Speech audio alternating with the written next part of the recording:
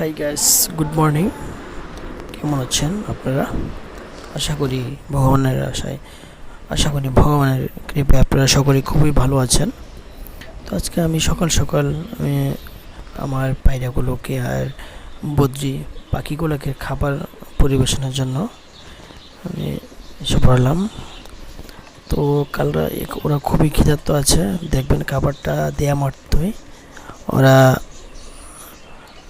নেমে পড়বে। তো এখন দেখুন, কারণ আমি গতকালকে বিকেলে ওদের খাবার দেওয়ার সময় পাইনি, কারণ আমি একটা কাজে ব্যস্ত ছিলাম, ওদের খাবারটা দিতে পারিনি। তো এই পায়রা পুষে দেখবেন খুবই ভালো লাগে, 2-4টা জোড়া পুষে দেখুন, ভালো লাগবে।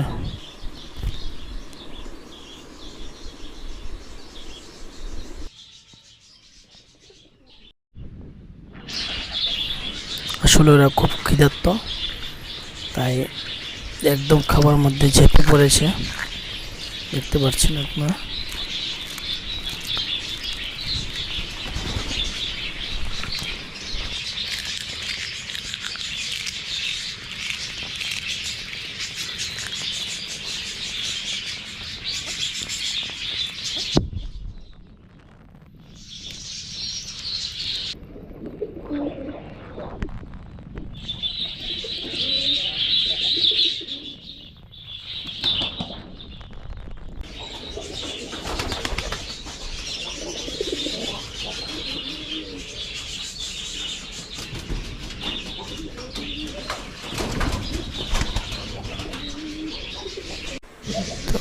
ঝুড়ির মধ্যে রাখলাম, কারণ ওই ঝুড়িটার মধ্যে পোকাগুলো ডাইরেক্ট অ্যাটাক করতে পারে না। আর ওরা দেখি কি ওদেরকে পেট ভরে খাইয়েছে কিনা।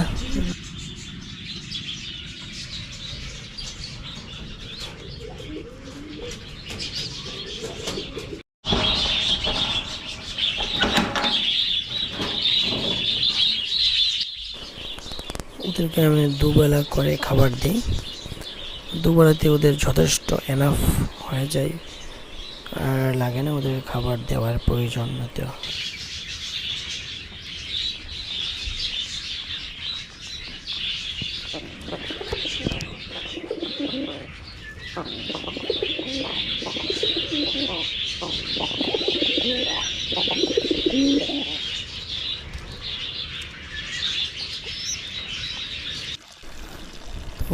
এই গমগুলোকে আমি নাইটে বিছিয়ে রেখেছিলাম আমার বদ্রি বার্ডদের জন্য, তো এখন এগুলাকে দিয়ে দেব।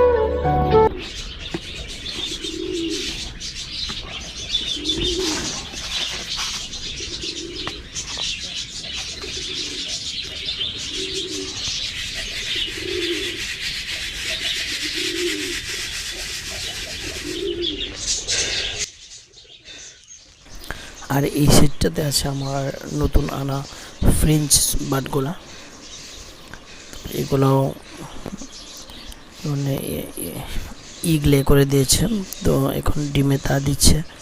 আশা করি 15-20 দিনের মধ্যে ডিমগুলিতে ফুটে বাচ্চা বেরিয়ে যাবে। তো এদের খাবারটা দিয়ে শেষ করে নিই।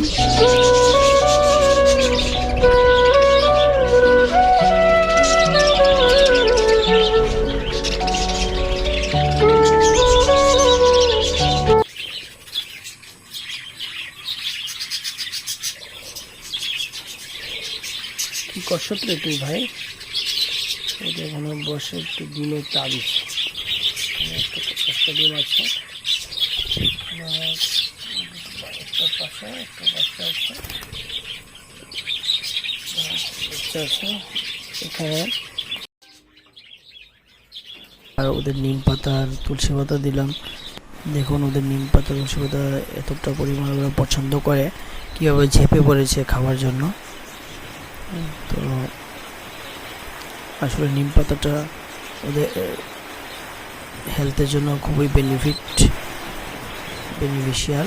আর নিম পাতা